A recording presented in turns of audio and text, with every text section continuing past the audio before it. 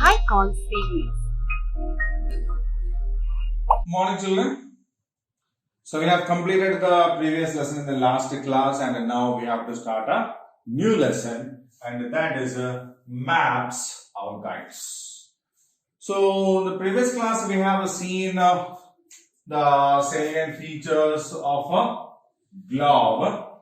So globe is actually a miniature model of the earth. Okay, miniature means small sized.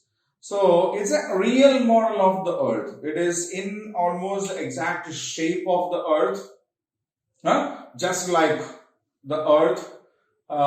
This is also round in shape and earth has a tilt, a slant, yeah.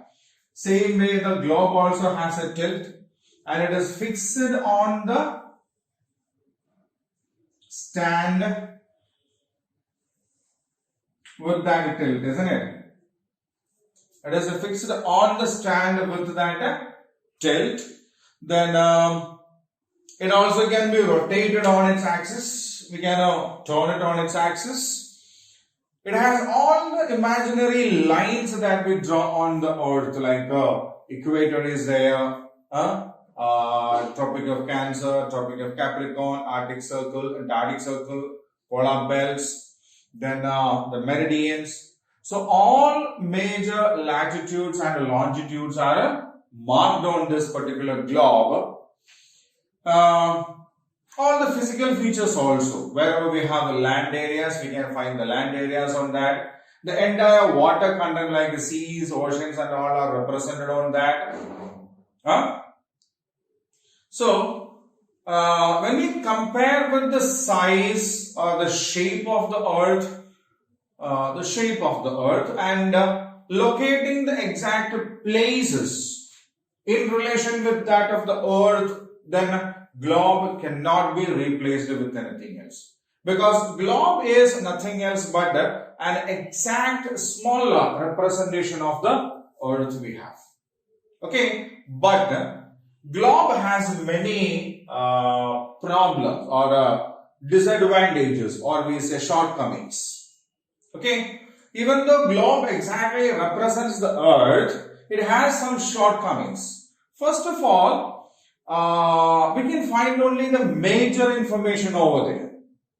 We can find only the major information over there. For example, we can see, on a globe, we can see India here. Imagine this is India. And if you want to know more about the Lakshadweep Islands or Andaman Nicobar Islands or even Sri Lanka, we can hardly see some dots here. Nothing more than that. Okay, so only the major information. So we find India here. We know this side we have Lakshadweep Islands and this side we have Andaman Nicobar Islands. So we have to assume so many times. Very minute dots will be there, which we may not be even able to see them. Okay, so this was one problem. Second one was it occupies much space. If you really want a bigger globe, then you need to keep a separate table for that. It has to be kept there. There is no other go. You cannot change it. Then it's not easy to handle also. It's not easy. We have to carry it. If you want to take it from one place to other, you have to carry it all the way. Okay. So, though globe is the exact representation of the earth on a smaller face, globe has a lot of shortcomings. Like we cannot find all the detailed information on that. We cannot carry it to different places. And if you want to have the maximum details in that, then the size of the globe has to be increased. If it's a bigger globe, we can add more data, more information, but it occupies much space.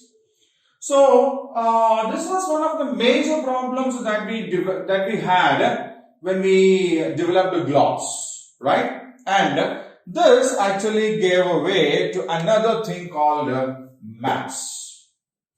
So, this problem, these three problems that we have with the globe actually gave way for maps. So, a map is a drawing of the whole earth on a flat surface. Okay? So, globe is a ball shaped, spherical shaped, but a map is the drawing on a sheet of paper. The entire earth can be drawn on a sheet of paper, or some region only can also be drawn. Okay? If this is the whole world map, this is equator, we can see India here, and again there will be a problem.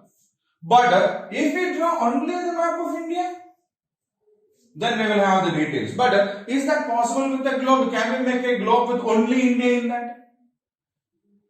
Impossible, isn't it? It's impossible. Right? So, what we have got, the advantage that we have got with the maps is that we can represent more details on a map. Right? So, it can be full of geographical data. Geographical data means the details regarding the land or the different geographical regions on the earth, their features, everything can be represented on a map. And they show what we say, the locations of different geographical features in their exact place itself. If we see here, India is a part of Asia. In map also, we will have India as a part of Asia. It won't go to a different place. Okay? So, a map is nothing else but the data that we have on the globe is now represented on a flat surface. Flat surface. Now, it is easy to carry. It won't occupy space because we can roll it or fold it and keep it somewhere. Isn't it? It can be made of any size, from a small size to as big as possible you can make. But whatever the size of this map is, you can fold it and keep it, or roll it and keep it. So it won't occupy much space. Then it is easy to carry from one place to other. There is no problem. At the same time, it has all the data that we have on the globe, or sometimes we can have more details also. Okay, so what are the kinds of details that we can have on a map? We can have the physical features like the mountains, continents and oceans, obviously. Then on continents, we can check for the mountains, the hills, the valleys, the rivers, the deltas. Then we can check for the bays, the seas, right? All these kinds of physical features we can check and find it on a map. Then where do we have the major industries? Which are the different climatic patterns on the world, or which kind of a vegetation? Means which kind of forests are seen on different parts of the world? Then road maps, sea routes, air routes, road routes. All these kinds of things we can represent on a map, but we cannot represent all these things on a globe. That's a problem. We can represent all these data like the locations of different hills, mountains, plains, plateaus, valleys, rivers. All these data can be represented on the map. The locations of different kinds of forests, different kinds of vegetations on this earth, right? All these information we can put on a map, but not on a globe, right? So, maps became more popular than the globe. It's easy to carry, it can have more details, it can be of any size, it won't occupy much space. So, all these made maps more popular than the globe. And map making is an art. It's not that we can draw a map of our convenience. No. The data that we represent in a map has to be accurate. Right? The data that we represent on a map has to be accurate. So, it is an art. And this art is known as a cartography. So the art of map making is called cartography, and the people who make maps are called cartographer. Right? So cartography is the art of making maps, and a cartographer is a person who draws. We use maps for expressing different types of geographical features. Okay, so we use maps for expressing different features, and we cannot add all the features in a single map. Okay, we cannot add all the features on a single map. It can only make the map look complicated. It can only make the map quite confusing. Clear? There is nothing else happening there. Okay, so what we do is we will use different types of maps for expressing one particular feature. Okay, so just because of this reason that we use a different type of a map for expressing a particular feature, we have different types of maps. Different types of maps. So this helps us actually see only one particular feature is being expressed in the map. So it gives us the freedom to have maximum data regarding that. Okay, for example, the first type of map we have is called a political map. Right? So look at this. This is a political map of India. So what can we see there? Yeah, we can see the physical boundary of India, isn't it? In the ocean, and which is the boundary line that we have with the Pakistan, and there China, here Nepal, there Bhutan and Myanmar, isn't it? Everywhere the boundary of India is seen there. Then we have the states of India inside it, isn't it? We can see the states of India. See, the states also have boundaries. The state also have boundaries. Just like we have walls for the different rooms in our home, the states also have boundaries. Okay, we can see them, and every state has a capital. That capital also can be seen there, isn't it? Every state has a capital. That a capital can be seen there, and the major cities are also seen there, isn't it? So a usual political map do not have these major cities and all, but as we are dealing only with the political features of a region, we can include the major cities other than the capital. Every state will have such kind of some cities will be there, which is important other than the capital city, isn't it? Yes, such cities are also mentioned in the political map. So a political map deals with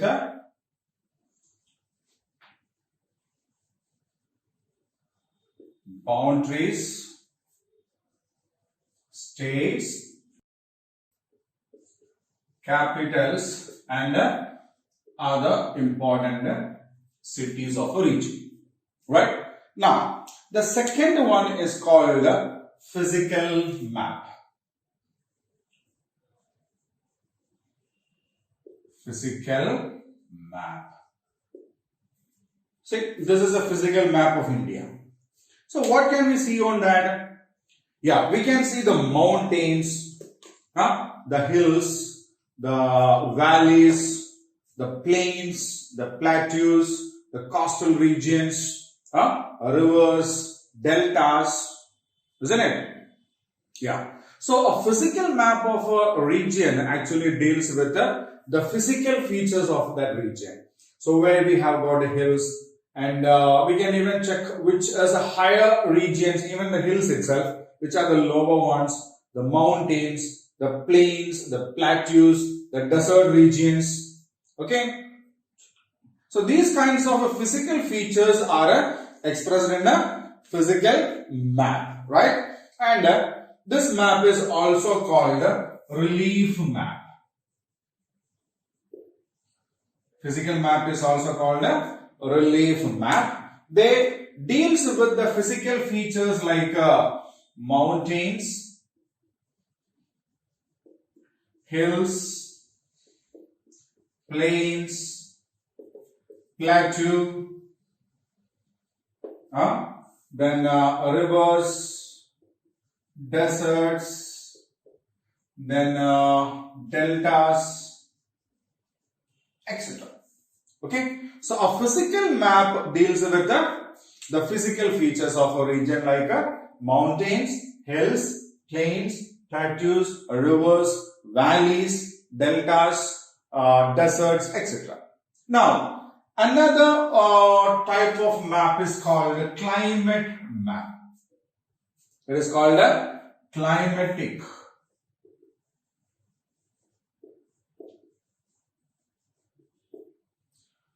So we know we get weather predictions. It may rain today, or there is a depression that is being formed in the Bay of Bengal, which is moving towards the coastal region. The wind will be blowing at a speed of, say, for example, 193 nautical miles per hour, isn't it? So how do we know that? Yes, we get this maps from the satellites.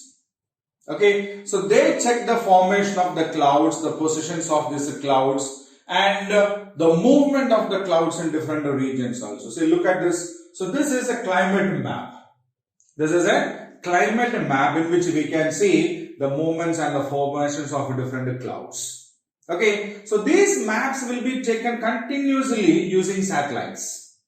So then we can see in which way the clouds are moving, and how much time has it taken to move from one place to other, so that we can calculate the speed of this movement also. Okay, so a climatic map actually deals with the weather conditions. So it's based on these kinds of information that they gather. They predict the weather, direction of wind, then pressure, wind and direction of the movement of the wind and the pressure belts like depression and all. Okay. Then the regions which we get more rainfall. So we have we know that there are monsoons. So when the monsoon comes, which region gets the maximum rain, which region gets the minimum rain. Okay, all these kinds of information we get a complete weather reports of the regions we get from a climatic maps. Okay, so what are the features that we get from the climatic map? Weather conditions, wind speed, pressure formation, etc. So climatic maps are used by the experts to make the predictions regarding the weather conditions of a region, right? So they are called climatic maps. If you have the habit of reading newspaper, especially the Hindu, every day we can find the most important climatic map in that. They will print in that. Right? Okay. Now, the next one is called vegetation map.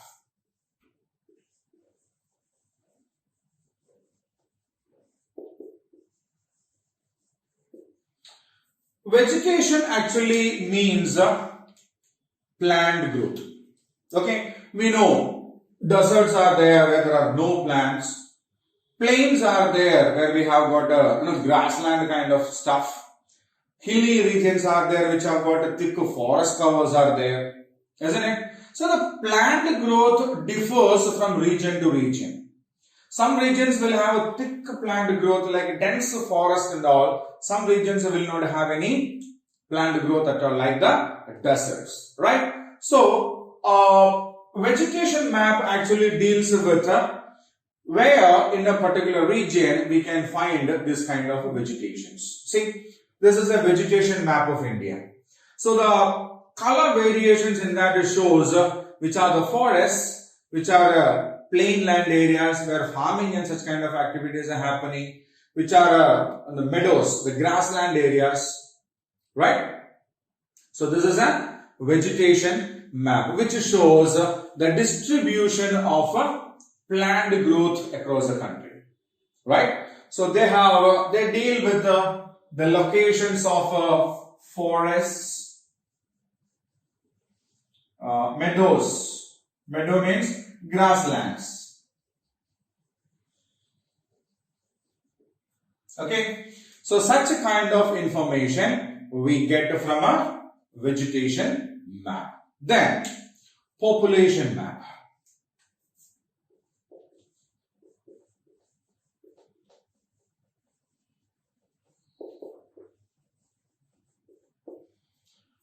Population map actually gives the areas with the population.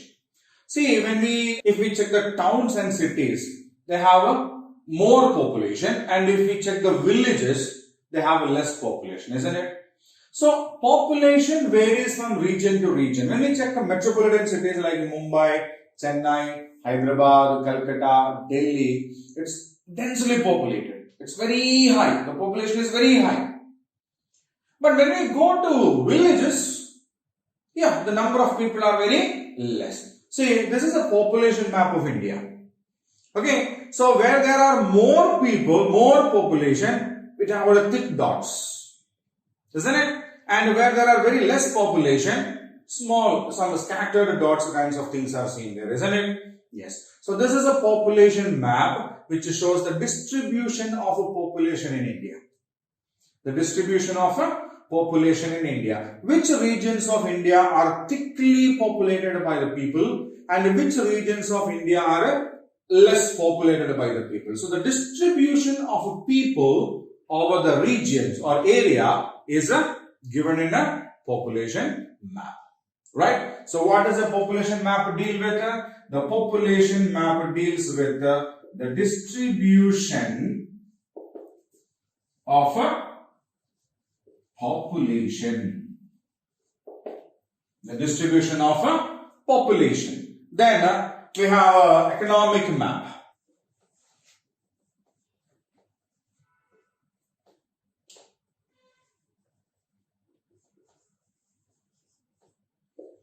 Economic map deals with the areas where we have economic activities happening there, like industries, agricultural areas, seaports, trade routes, okay, then mining centers, okay. So all these are related with the economy, or these maps are also known as the commercial maps.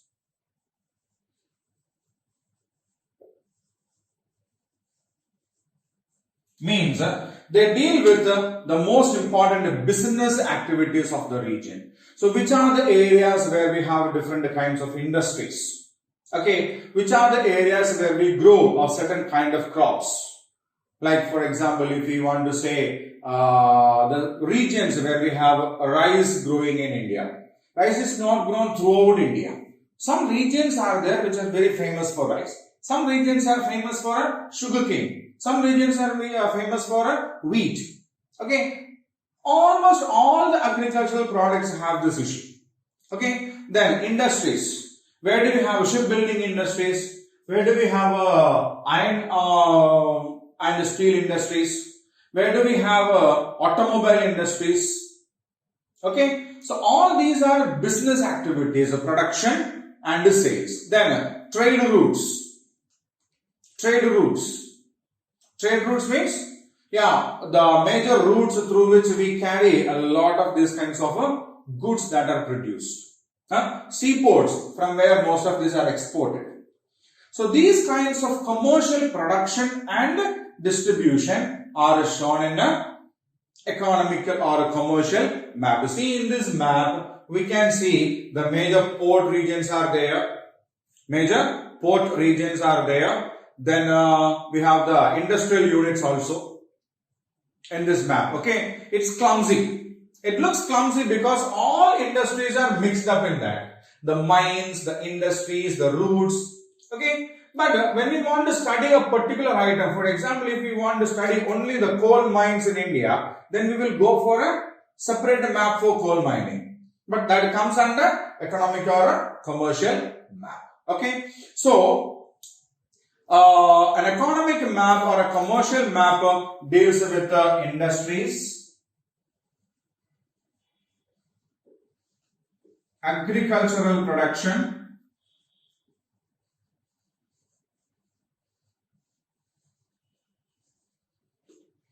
seaports,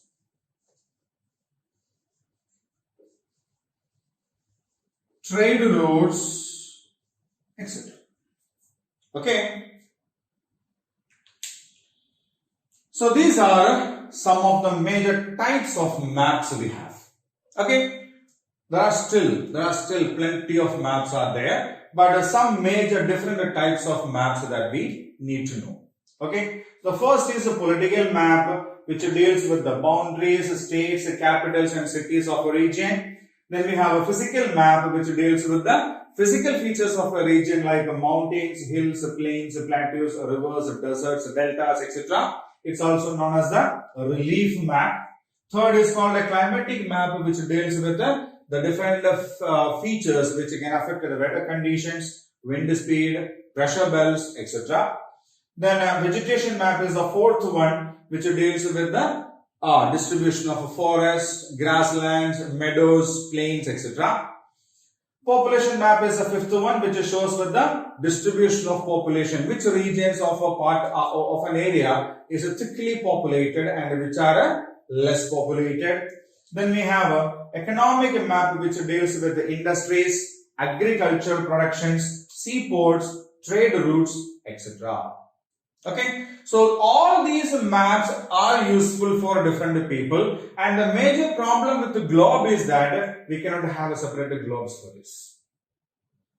But as a map is concerned, we can create a maps of a particular region also. In that we can have any of these features. See, we have been continuously watching some maps over here. All the maps are of not of the world, but of India, isn't it? At the same time, we can have the physical political map of the world, in which we can see the boundaries of the various countries that we have, right?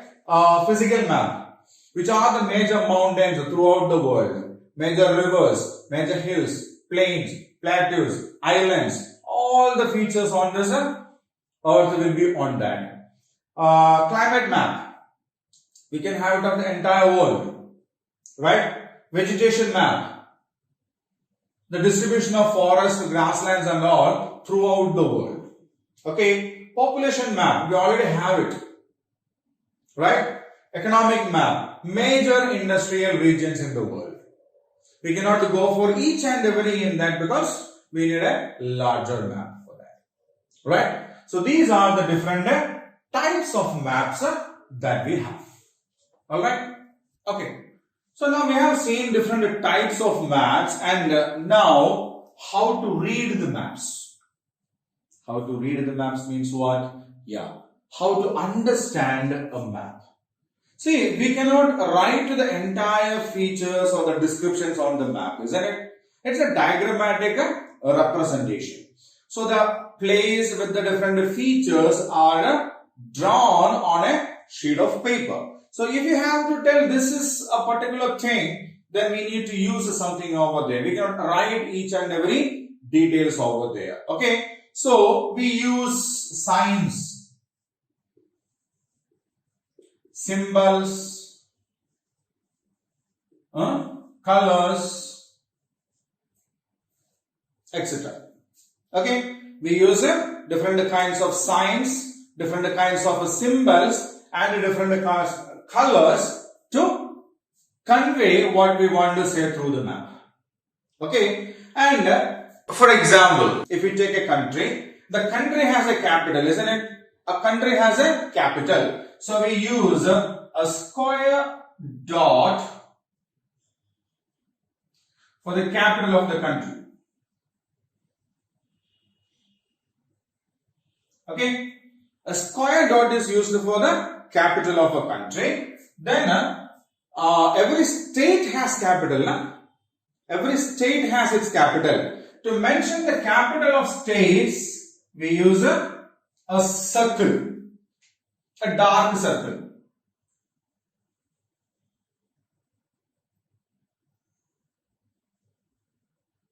Okay, a blackened circle we use to mark the capital of the states. Now, we have major cities other than the capital. So as to mark the major cities other than the capital, we use a circle which is not dark inside. Which is not at all dark inside. Okay. So these are different kinds of signs that we use. Right? And if we want to say for example, different types of industries that are there in India. So for example, iron and steel industries are triangle. Iron and steel industries are triangle. Automobile industries a star. Okay. And for some other industry, for example, sugar industries, we use a square, a box. Then for cotton industries, we use a circle. For woolen industries, we use a circle that is darkened inside. Okay, we use these kinds of different signs, and here they say at the bottom part of the map there will be a box, right? In which they say this is a iron and steel. This is a automobile. This is a sugar industry. This is a cotton industry. This is some other industry. So in the map, wherever we see a circle, now we need to understand, okay, this place we have a cotton industry. At some other place there is a triangle, then we need to understand, okay, this is a place where we have a iron and steel industry, right? So we use different kinds of signs to express the content part, means they are conveying it. Okay, so as we use these kinds of signs, symbols and colors for expressing what they want to say, we call these things the language of the map.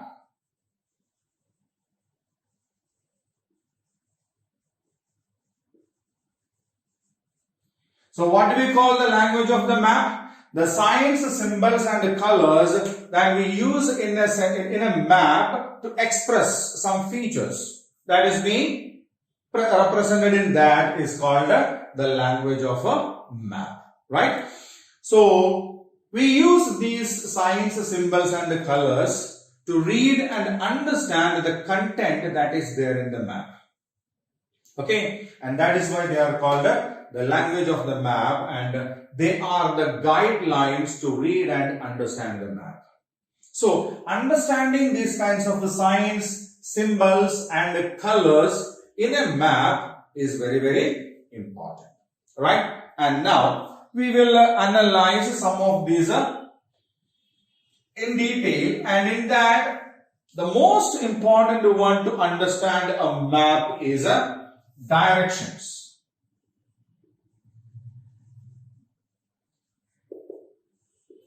Okay, it's very important for us to understand a map, right? See, every map is made with the cardinal directions. Which are the cardinal directions? Yeah, we have 4 cardinal directions. They are north, east,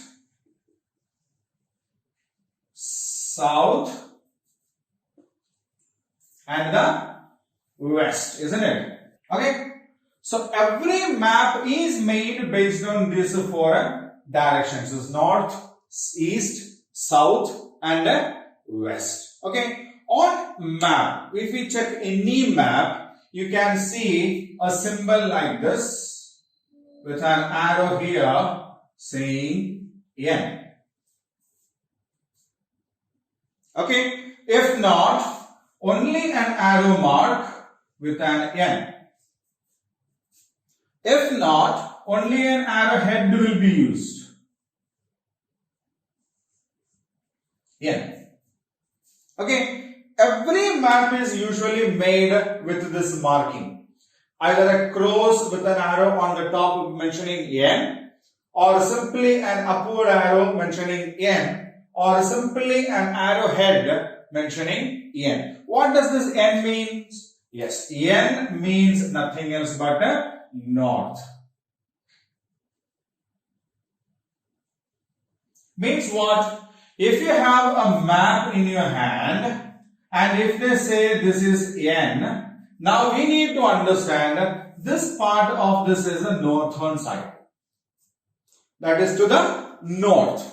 Okay, and if we understand the north, then it is easy for us to understand the remaining three directions.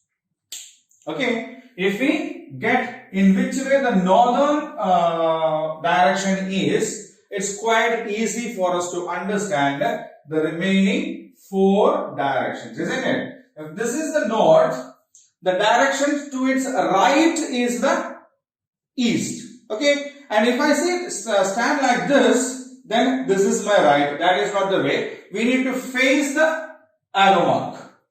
We need to face the arrow mark and then we need to check which is on our right. So if I face the arrow mark, this is my right, isn't it? This is my right and this is the east. Right? So when we face the north, this is north. To the right is our east. The bottom opposite to that of north is south.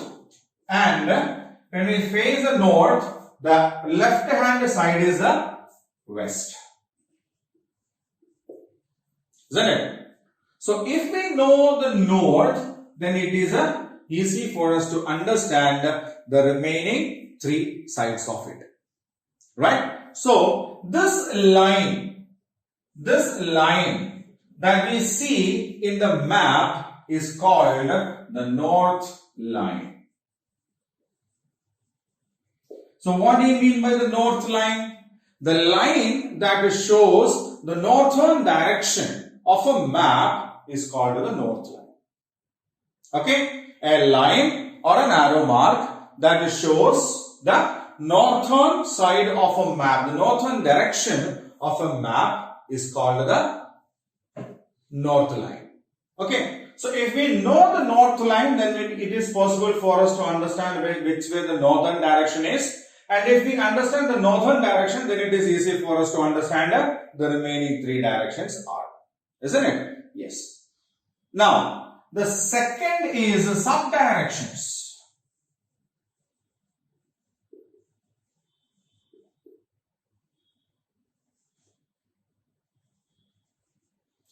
So these four are known as cardinal directions, isn't it? The north, east, south and west are known as the cardinal directions. And now we have sub-directions also. Sub-directions means in between these four directions, we have another four directions.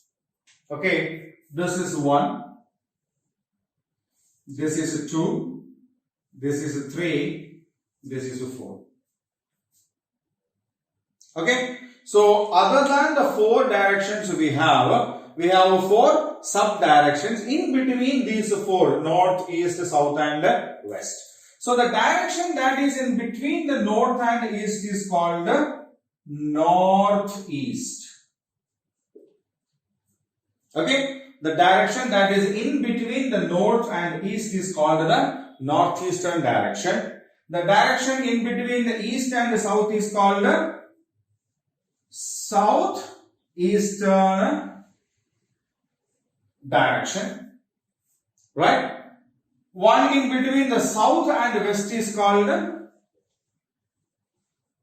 southwestern direction, and the one in between north and west is called the northwestern direction, the northwest. So north, east, south and west are the four cardinal directions we have, and there are four directions in between them. They are known as the northeast, southeast, southwest and northwestern directions, right? So these cardinal directions and the sub-directions that we have or that we understand from a map helps us to locate different places. Helps us to locate different places. Right? So that is one major thing that helps us to read or understand the map. Which are they? the directions and the sub-directions. So directions means every map has the four cardinal directions: north, east, south and west. The north is already mentioned using a north line in a map. So once when we know the north, it is easy for us to understand the remaining three directions. Face the north, then we have a east on our right, west on our left. The opposite to that of north is a south. Right? Now, the next is the sub-directions. Sub-directions means the directions that lie in between the cardinal directions. We have one in between the north and east, that is known as the northeast. In between east and south, we have another direction known as the southeastern direction. In between the south and west, we have a southwest, and at west and north, we have a northwestern directions. These cardinal directions and the sub-directions together help us to locate different locations on the map. Now, the next is a scale, or we simply can call them distance. So we have already, we know that Earth is a vast body, and we are bringing the entire details of this into a sheet of paper. So what happens is, we cannot keep the entire size of a thing in the drawing, isn't it? For example, if we assess the distance from Kashmir to Kanyakumari, what is the distance? It's approximately 3000 kilometers. It's approximately 3000 kilometers. Is it possible for us to draw this 3000 kilometers on a sheet of paper? It's impossible, isn't it? Yes. So when we draw a world map, we can see the peninsular region over here, and the political map of India is shown there, and this is just this much. Just this much. And if we want to know what is the distance from Kanyakumari to Kashmir, then we need to, can you measure it over here? Can you measure the distance from Kashmir to Kanyakumari in a map? We can. We can. How? At the bottom of these maps, they will give us a scale. What do they say? 1 centimeter is equal to 1000 kilometers. Okay. So what does that mean? 1 centimeter on the map represents 1000 kilometers on the land. Okay. Now if we take a scale and check the distance from this spot to this spot, we get approximately 2.89 or something like that centimeters. Means approximately 3 centimeters. Okay. 1 centimeter is equal to 1000 meters. Sorry, 1000 kilometers. Now, 3 centimeter is equal to 3 into 1000. It's a 3000 kilometers. Same here, na? So, this cartographers, they use this scale to bring the long distances onto a sheet of paper without losing its accuracy. For example, if they made this map and here the map shows it as 4 centimeters. Now, according to the map, it becomes 4000 kilometers, which is not true. It's wrong. Isn't it? Isn't it? Now, we can understand this map is beyond the actual size of the globe or the world, the earth. So, if that accuracy has to be brought in while making the maps, they need to follow this scale.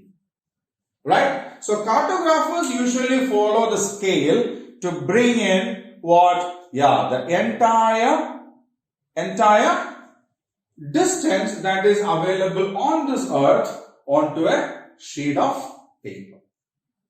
Okay.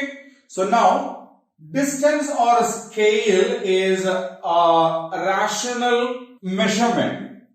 A rational measurement on the earth which is brought onto a sheet of paper. This is done so as not to lose the accuracy of distance on the earth in between two places. Clear? Yes. Now, the next point that we need to discuss over here is colors. So when we look at the physical map of a region, see, we have just seen the physical map earlier, isn't it? When we were dealing with the different types of maps, we saw physical map. So it's quite colorful, isn't it? It's quite colorful. See, I'll show the map once again. See, look at this map. They use different types of colors in that. Okay, it's not used some colors to make it beautiful, but these colors represent some data. These colors represent some data. Okay, see, there is a scale kind of a thing given at the bottom of the map. Can you see that?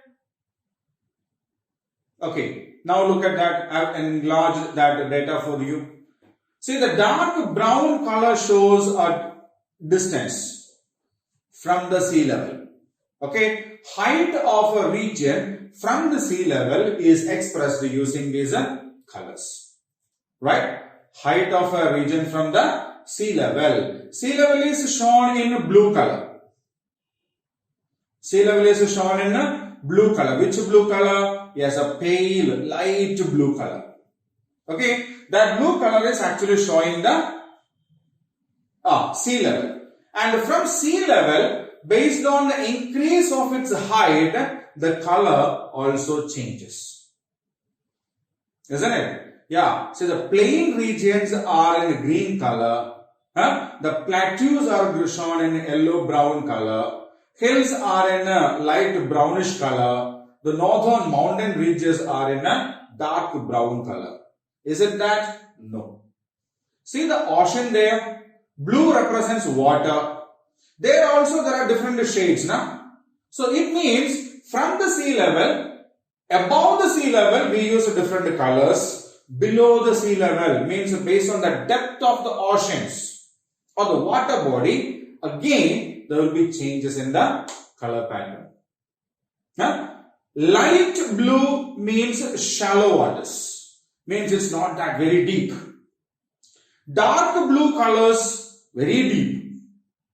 Okay, so from the sea level, above the sea levels are marked using different colors like green, which is used for plains and low-lying lands. Okay, low-lying lands. Then yellow, higher lands like plateaus. Brown, hills. Dark brown shades, mountains. Isn't it? So this difference in the colors actually shows, yes, that is conveying us something. What does it convey? What does it convey? Yes, the distance from the sea level, above and below. Right? So these colors we use in a map to express the data based on the height or depth of a land area.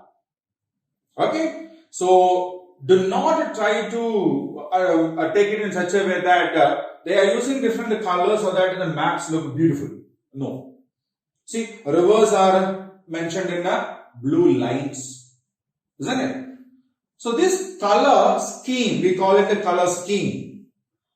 Okay, and that is used for expressing the data based on the height of a region or a distance of a region based on the sea level.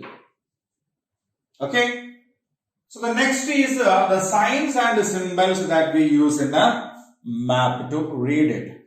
So when we draw the entire features on the earth onto the map, then we have to use we have to put a lot of information in that. A lot. Okay. So when we have to put all the information into a map, then we have to use different symbols also. Okay. Like For example, if we want to draw a political map, then it should show the international boundary. For example, if we talk about the political map of India, then we need to show the boundary in between India and Pakistan, or India and China, or India or Bangladesh, India with Nepal, India with Bhutan, India with Myanmar. These regions are called international boundaries. So, when we draw a map, the international boundary will not be marked with a straight line. What do? Yeah, we have a pattern like a long with two short dots. Again, a long with two short dots. Long, short, long, short. So that entire boundary will be drawn in this particular pattern. Okay, and that is a international boundary. Means the boundary of India with Pakistan, China, or Bhutan, or Nepal, Bangladesh, Myanmar are drawn in this way. And within India, we have states, no? States. Yeah, the boundary in between Andhra Pradesh and Telangana, or Andhra Pradesh and Karnataka, or Andhra Pradesh and Tamil Nadu, that will be drawn with sequencing lines like this. Okay? Sequencing lines type. So this is the international boundary. This is a state boundary. Now, when we take Andhra Pradesh, we have different districts. Say Guntur district, Krishna district. So Guntur and Krishna, again there is a boundary line, isn't it? So the district boundaries. How are the district boundaries mentioned? District boundaries are mentioned like this. 3 dots in a row with a gap.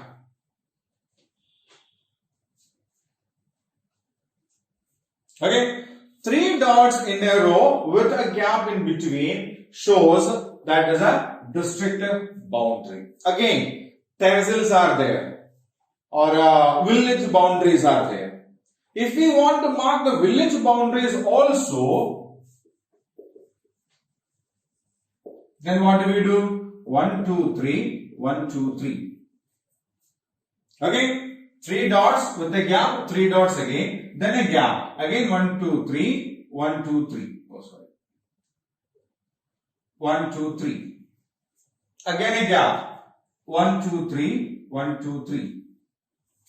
So there will be a medium range gap in between the third and the fourth dot, and once the sixth dot gets over, there will be a gap, and then comes the next 3 dots. So when we look at a map, if we come across this kind of a boundary there, then we can understand, okay, this is a district. If it has this kind of a boundary line, then it is a state boundary. If it has a long and too short, or the sequencing of lines, then we call it an international boundary. Right? So these are different kinds of signs that we use in a map. If we have to show rivers, okay, and rivers have got some what we call the catchment area kind of a thing, then what we do is we will use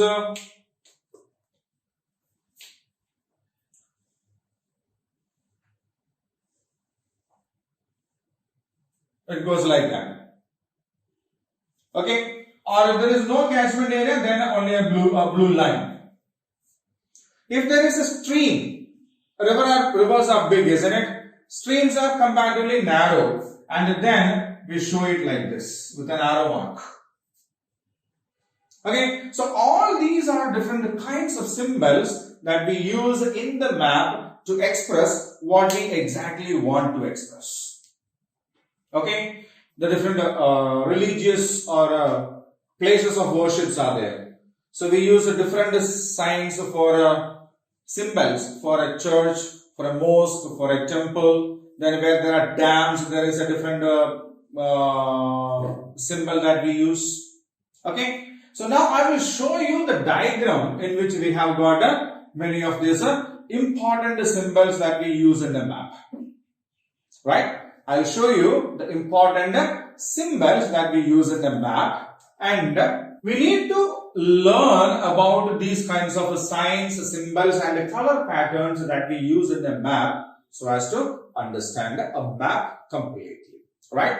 So before we end this lesson, I will show you the chart in which we have got this major symbols and signs that we use in the map. Right? So after watching that, we will go on to the activity part of this lesson. Right?